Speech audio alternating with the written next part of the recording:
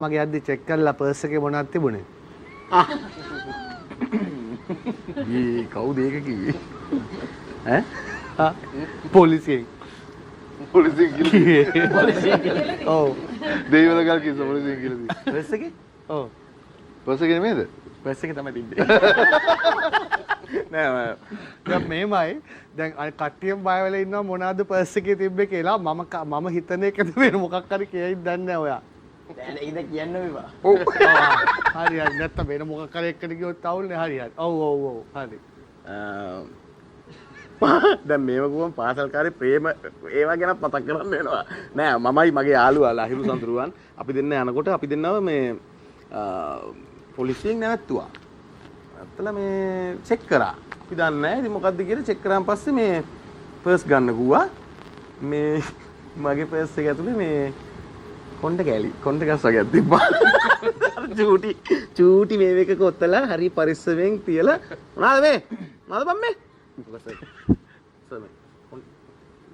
කාගේද? යල්ලා කොණ්ඩෙස්. දසම්පතේ අරෝගේ ලයියකුවා කද්ද වාගේ කෙල්ලගේ කොණ්ඩ ගෑලි තියන් ඉන්න ලැජ්ජ නැද්ද දෙනායම කියලා. උගේ චෙක් කරද්දි උගෙත් තියෙනවා. නියපොතු. කෙල්ලගේ නියපොතු එයාගේ. හුණියන් කරගෙන දානවා. ඒ මොකද්ද ආතලගේ නෑ වශී ගුරු කරලා ගාල් කරගෙන තියෙන්නේ. අපි දන්නේ අපි දන්නවා. අයෝ එහෙම නේ කරනවා. ලස්සනම සිද්ධිය අපි බාලයිනේ.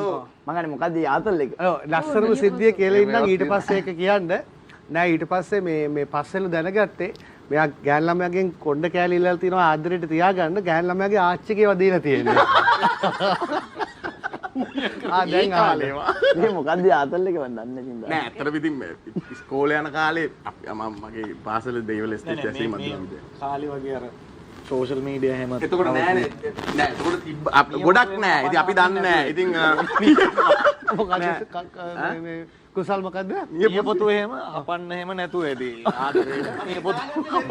මේව කවුද කියන්නේ කියලා. ඇත්තටම මේව දන්නේ අපි ඉස්කෝලේ සෙට් එක විතරයි. කොහෙන් එනවද දන්නේ ඔබ රංගනයට දන්නේ නෑ. ඔව් ඒ කාලේ මං හිටියේ පොලිසියේ. නෑ අපි මේ ඉස්කෝලේ යන කාලේ ඉතින් ආදරේ ප්‍රකාශ කරගන්න එක විදි දිනවනේ. කොණ්ඩේ. ඉතින් මේ දවසක් කොහොම ඉන්න ගමන් ඒ ගෑල්ලමයාගේ කොණ්ඩේ මෙහෙම මේ තිබ්බයි ඉතින් මං කිව්වා මම මේක පරිස්සමින් තියාගන්නවා කියලා ඔක පර්ස් එක දාත්තා. අර නියපොතු දාගෙන. ආතල් කොණ්ඩේ කෑල්ලමක් තිබ්බා නියම. ඊට පස්සේ පොලිසිය මට අද වගේ මතකයි දැන් මීට අවුරුදු ගානකට කලින් බලා දෙන්න අපා මානසික රෝගියෝ. අම්මෝ බලා දෙන්න මානසික රෝගියෝද. බලන්න මෙතන.